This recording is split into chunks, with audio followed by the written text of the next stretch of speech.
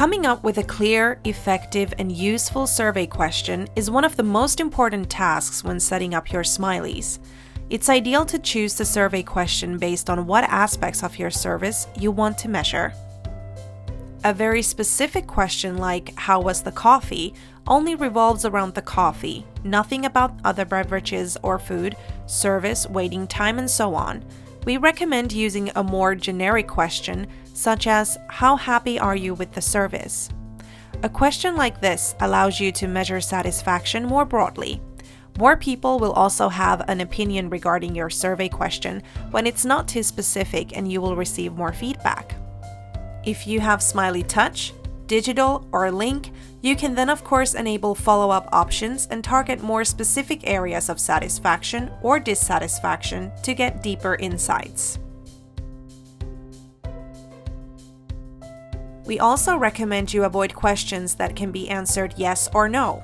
People love having options, so make sure to choose a survey question where people can use all smiley buttons to express their feelings. Instead of changing the survey question often, we recommend using the same question for a longer period. This ensures continuity in your feedback results as well as more reliable results, which again makes it easier to track actual patterns and trends. If the survey question would change, for example, every day, monitoring the influence of your improvement actions would become very difficult.